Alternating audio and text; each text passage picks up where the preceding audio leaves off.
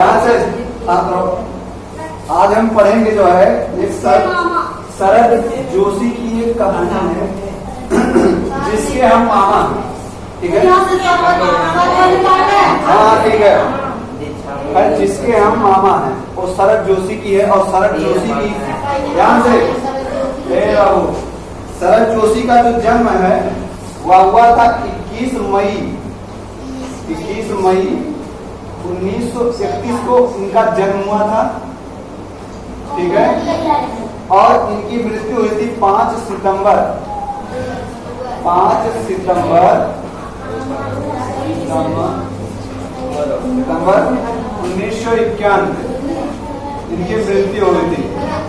ठीक है, और इनको 1990 में पद्मश्री से, ठीक है, पद्मश्री एक पुरस्कार है, पद्मश्री से सम्मानित किया गया था।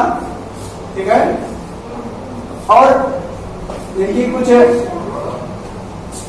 व्यंग्य संग्रह है जिसमें है अंधों का हाथी और परिक्रमा, किसी बहाने, राह किनारे बैठ और दूसरी सतह, ऐसे करके कुछ इनकी जो है व्यंग्य संग्रह है।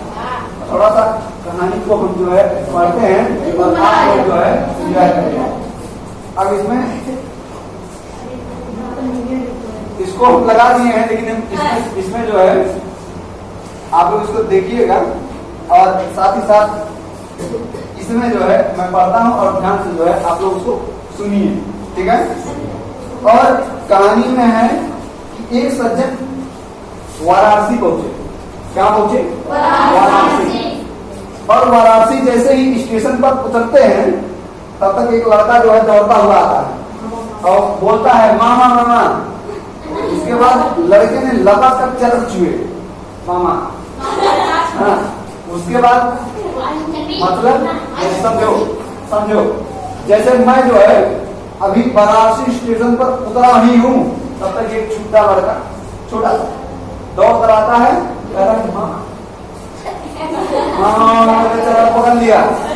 ये बताओ हम पहचान नहीं रहे हैं, हम उसको पहचान नहीं रहे हैं। वो मामा हमको मामा का पहचान है तो पहचान नहीं रहा हूँ।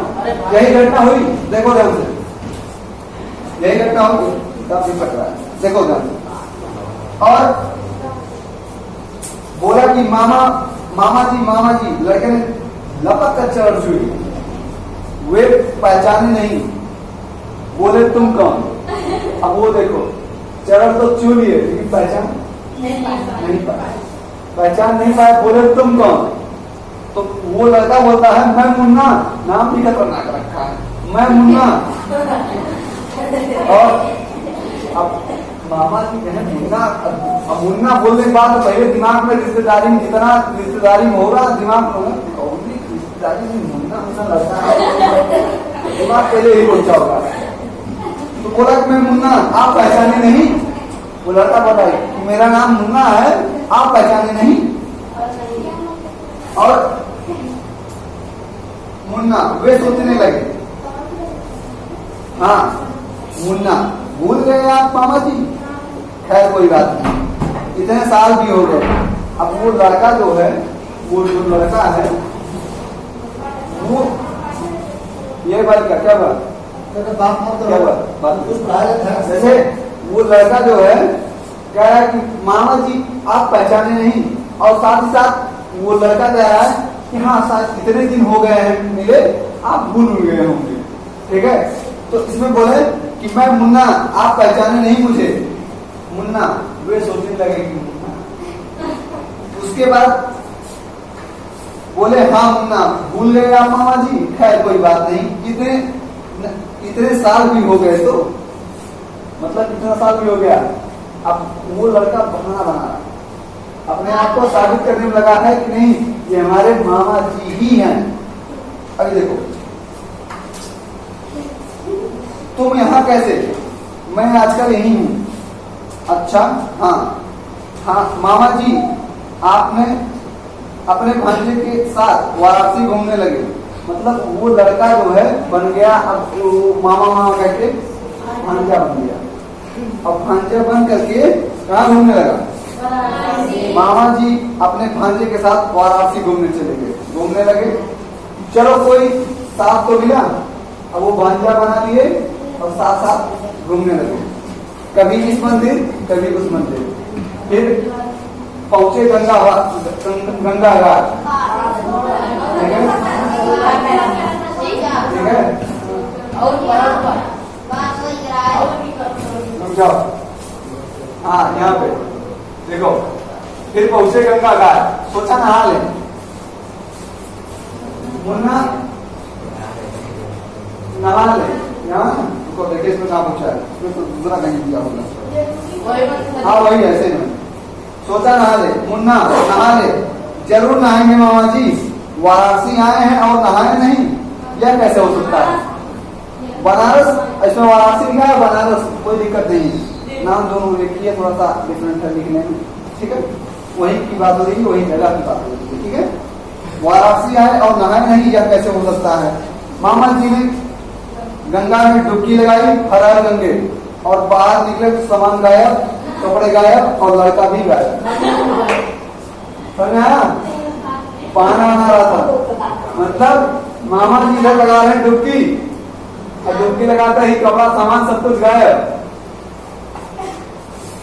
उसके बाद मुन्ना ए मुन्ना, अब वो मामा जी जो है अब वो खोज रहे हैं कि मुन्ना ए मुन्ना, मगर मुन्ना वहां तो वो तो मिले, तौलिया लपेट कर खड़े हैं, मतलब वो नहा रहे थे और नहाने के बाद खाली वही तौली लपेट करके वो जो है खड़े हैं। उसके बाद जो है मुन्ना मुन्ना करके गुहार लगा रहे हैं, लेकिन मुन्ना जब वहां हो तब तो मिले, और जो है वो क्या किए, अब खोज रहे हैं मुन्ना, मुन्ना मिल जाए। उसके बाद क्यों भाई साहब, लोगों से पूछ रहे हैं, क्यों भाई साहब आपने मुन्ना को देखा है? कौन मुन्ना? अरे वही जिसके हम मामा हैं। मैं समझा नहीं, अरे जिसके हम मामा हैं वो मुन्ना। अब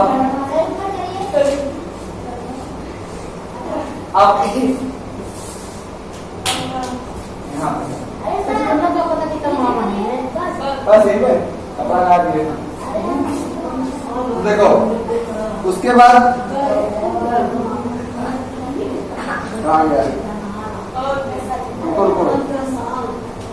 हाँ, अरे हम जिसके मामा है वो मुन्ना, वे तौलिया लपेटे यहाँ से वहां दौड़ते रहे, मुन्ना नहीं मिला। भारतीय नागरिक और भारतीय वोटर, हाँ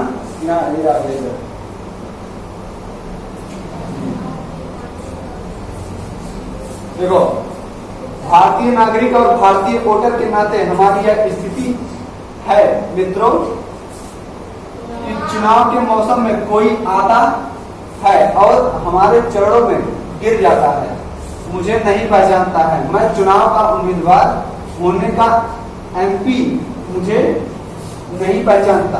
आप प्रजातंत्र की गंगा में डुबकी लगाते हैं और बाहर निकलने पर आप देखते हैं कि वह शख्स जो कल आपके चरण छूता था, आपका वोट लेकर गायब हो गया, ऑटो की पूरी पेटी लेकर भाग गया।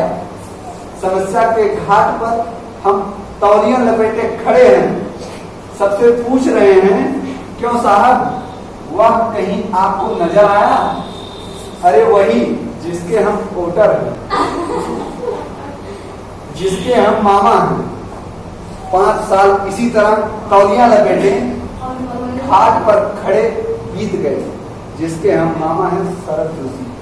यहाँ पर कहने का सेंस ये बना कि सोचो, कोई भी अनजान आदमी आकर आपको गुमराह कर दे, ठीक है, जब तक आप उसको जाने ना पहचाने ना, तब तक वोट नहीं दीजिए।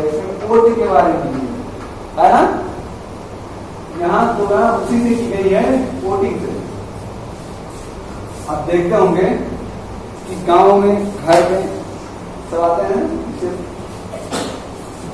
चुनाव अभी नजदीक आ रहा है, आएंगे बहुत लोग आएंगे, हमको वोट दीजिए, ठीक है। हम तो पहली बार शकल देखे कि वोट मांगने आया, पहचानेंगे? हमारा जो है, हम एक बार अगर देख लो, एक बार अगर वोट दे दिए और का होगा, फिर हम तौली लपेटे खड़े रहेंगे, वो भी कितने साल? 5 साल। ठीक है, इस कहानी से कुछ समझ में आया? हाँ, जब तक वोट विश्वास ना हो जाए, ठीक है, तब तक आप अपना वोट मतलब उसी आदमी को वोट दीजिए जिसको आप जानते हैं, अच्छा हो, अच्छा कार्य कर रहा हो, उसी को दीजिए। नया नया चेहरा देख के हम खड़े रहेंगे तो यहाँ पे बैठे। ठीक है, बहुत अच्छा कहानी था शरद जोशी जी की। प्रणाम है शरद जोशी जी को, उन्होंने हिंदी में लिखा। हाँ, सब लोग पढ़ लेंगे इसको। चलिए, ये कहानी आप लोग जान गए। समझ में आया? हाँ, बोलो।